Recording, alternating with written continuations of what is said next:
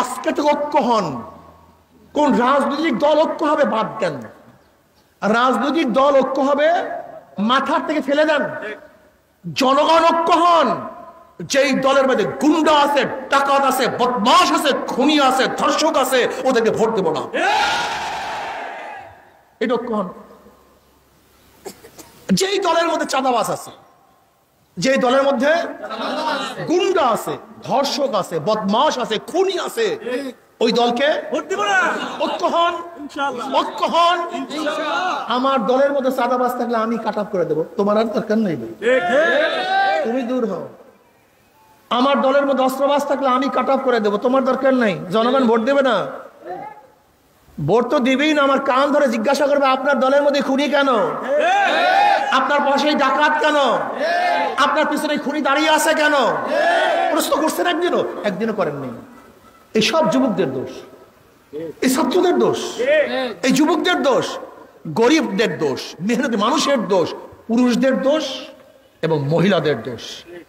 যদি একদিন প্রশ্ন করতেন, রিডার আপনার ডান পাশে, বাম পাশে, পিছনে ওই খুনিকে দেখছি, অস্ত্র পাচারকারীকে দেখছি, মাদক ব্যবসায়ীকে দেখেছি, ধর্ষককে দেখেছি, কাজী আপনার দল করতে পারি না। আমার ধর্ষককে প্রতিষ্ঠিত করতে চাই না, চাঁদাবাজকে প্রতিষ্ঠিত করতে চাই না। এর জন্য আমি বলবো দল টল বাদ দিয়ে আপনার ঐক্য হন, ভোটার ঐক্য হন। আল্লাহ পাক কালামে পাকের মধ্যে ফরমান, ইন্নাল্লাহ লা ইউগাইয়িরু মা বিকওমিন হাত্তা ইউগাইয়িরু মা বিআনফুসিহিম। যতক্ষণ পর্যন্ত মানুষ নিজের ভাগ্যের পরিবর্তন না করে ততক্ষণ আল্লাহ পাক তাদের ভাগ্য পরিবর্তন করেন না। কাজী আগামী নির্বাচনে কমপক্ষে যারা আল্লাহওয়ালা, যাদের মধ্যে আল্লাহর ভয় আছে, চুরি করবে না, ডাকাতি করবে না, লুণ্ঠন করবে না, দেশের মাল আত্মসাৎ করবে না, 14 লক্ষ কোটি টাকা বিদেশে পাচার করবে না। আপনারা দেখেছেন বর্তমান গভর্নর কি বলতেছে, বাংলাদেশ ব্যাংকের গভর্নর কি বলতেছে, যে গোটা দুনিয়ার মধ্যে ব্যাংক লুটের এই পদ্ধতি দুনিয়ার কেউ দেখে নেই। সিন্ডিকেট করে গোটা ব্যাংকে লুট করে ফেলছে। 18 লক্ষ কোটি টাকা দেয় না, কত লক্ষ কোটি টাকা? এখানে যারা দাঁড়ানো আছেন, আজকে যে বাচ্চারা জন্মগ্রহণ করবে তার মাথার মধ্যে 1.5 লক্ষ টাকা ঋণ। আজকে যে বাচ্চা জন্মগ্রহণ করবে, হাজার হাজার কোটি কোটি টাকা পাচার হয়ে গেছে, লুটপাট হয়ে গেছে, মেগা প্রজেক্টের নামে মেগা মেগা চুরি হয়েছে, ডাকাতি হয়েছে, আত্মসাৎ হয়েছে। দুর্নীতি নাই এমন কোন জায়গা না, সমস্ত প্রতিষ্ঠানগুলিকে ধ্বংস করে ফেলছে। আমার যুবক বাবারা, জ্ঞানী বাবারা, আমার পর্দার আলে জ্ঞানী মা ও বোনেরা, আপনি চিন্তা করতে পারছেন একটা সরকার পরিবর্তন হওয়ার সাথে সাথে পুরো সংসদ পালিয়ে যায়? ইতিহাস নেই গোটা দুনিয়ায়। একটা সংসদ পরিবর্তন হওয়ার পরপরই, সরকার পরিবর্তন হওয়ার সাথে সাথে সুপ্রিম কোর্টের বেঞ্চের সমস্ত বিচারকরা অবসরে যায়। এই গোটা দুনিয়ায় এরকম কোন নজির আছে বলে আমার জানা নেই, যেখানে সর্বোচ্চ বিদ্যাপীঠ সরকার পরিবর্তন হওয়ার সাথে সাথে সেখানে ভিসি পরিবর্তন হয়ে যায়, আমার জানা নেই। এমনকি দলের সমস্ত লোকগুলি পালিয়ে বেড়ায়, আমার জানা নেই। আজকে কেউ বুক ফুলিয়ে বলতে পারে না আমি আওয়ামী লীগ, এ কথা বলতে পারে না। অথচ আমরা দেখেছি আওয়ামী লীগের আমলে যেখানে বলার কথা ছিল না প্রশাসকদের, প্রশাসনের লোকদের দলীয় পরিচয় দেওয়ার কথা ছিল না, কিন্তু আমি দেখছি হাজারো গর্ব ভরে বলতো আমি অমুক জায়গার জিএড ছিলাম, আমি অমুক ইউনিভার্সিটি ভিসি ছিলাম, আমি আওয়ামী লীগের দায়িত্ব ছিলাম, যেগুলি সম্পূর্ণ অবৈধ ছিল। গোটা প্রশাসনকে ধ্বংস করে ফেলছে, স্ট্রাকচারকে নষ্ট করে ফেলছে। আপনি জানেন না, এ তো আমি রাজনৈতিক কথা বলছি। আওয়ামী লীগ কোন জায়গায় হাত দিয়েছিল কি জানেন? এদেশের গোটা মুসলমান থেকে বেঈমান বারবার চক্রান্ত করছিল, গোটা মুসলমান থেকে বেঈমান বারবার চক্রান্ত করছিল। শিক্ষার মধ্যে এমন সিলেবাস ঢুকিয়ে দিয়েছে যেখানে একটা ছাত্র পড়াশোনা করে, একটা ছাত্রী পড়াশোনা করে, সে আর আস্তিক থাকতে পারবে না, নাস্তিক হওয়া তার জরুরি ছিল। আমাদের ছোট্ট ছোট মেয়েদেরকে, যুবকদেরকে কি করছে? ড্যান্স শিক্ষা দেওয়া হয়েছে এই সিলেবাসের মধ্যে, গান শিক্ষা দেওয়া হয়েছে, নাচ শিক্ষা দেওয়া হয়েছে, প্রেম শিক্ষা দেওয়া হয়েছে, বাপ মার সাথে বেয়াদবি শিক্ষা দেওয়া হয়েছে। একটা পুরুষ এবং মহিলা হাত ধরে কিভাবে হাঁটতে হয় প্র্যাকটিক্যাল তা শিক্ষা দেওয়া হয়েছে। এমনকি বিবর্তনবাদের নামে, গবেষণার নামে আমাদের প্রত্যেক সন্তানের মাথার মধ্যে নাস্তিকতার বীজ বপন করার চক্রান্ত করেছে এই সরকার, আওয়ামী লীগ সরকার। আপনি জানেন, অপসংস্কৃতির নামে গোটা বাংলাদেশ থেকে ঈমানকে মুছে দেওয়ার চক্রান্ত করেছিল। আজকেও তাদের প্রত্যাত্মারা বিভিন্ন জায়গায় বসা আছে। যারা বলে 24 সালে বোরখা পরা যাবে না, আমি মনে করবো ওইটাই হলো নাস্তিকদের প্রত্যাত্মা। যারা বোরখার উপরে কটূক্তি করবে, বোরখা নিয়ে আলোচনা করবে, ওরা বাংলাদেশের কোনো জায়গায় থাকতে পারবে না। ওদের জিহ্বাকে ছেড়ে ফেলতে হবে, বোরখার উপরে চোখ তুলে ওদের চক্ষু উপড়ে ফেলতে হবে। কোন প্রশাসনের মধ্যে থাকতে পারবে না। এই আন্দোলন ছাত্র জনতার সাথে আমাদের পার্টিসিপেট ছিল।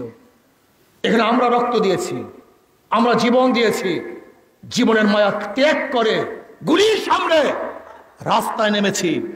কাজে কোনো দালালকে, কোনো নাস্তিকদেরকে, কোনো বেঈমানদেরকে ক্ষমতায় বসাবার জন্য, চেষ্টার জন্য, ক্ষমতায় বসাবার জন্য আন্দোলন করিনি, সংগ্রাম করিনি, রক্ত দিইনি। আজকে নাস্তিকরা কি করতে চায়? ইসলাম ভিত্তিক রাজনীতি চলবে না, সেকুলার ভিত্তিক রাজনীতি চলবে, ডেমোক্রেসি ভিত্তিক রাজনীতি চলবে, কমিউনিজম ভিত্তিক রাজনীতি চলবে, সোশ্যালিজম ভিত্তিক রাজনীতি চলবে।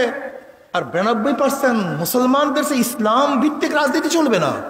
এই কথা বলার সাহস তোকে কে দিয়েছে? বরং 92% মুসলমানদের দেশে ইসলাম ভিত্তিক রাজনীতি চলবে, অন্য কোনো আদর্শের রাজনীতি চলতে না। এটা তো বাস্তবতা।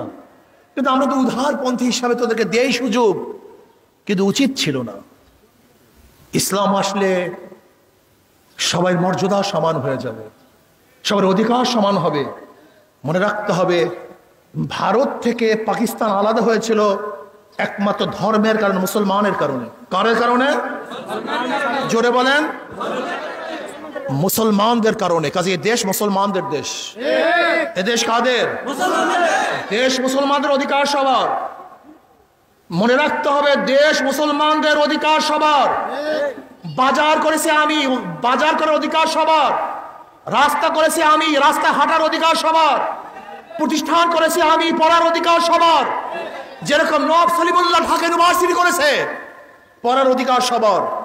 ঠিক এদেশ মুসলমানদের, অধিকার সবার। মনে রাখতে হবে, এদেশ অন্য কাউর না, এদেশ মুসলমানদের দেশ। অধিকার দেশ, দেশ অধিকার।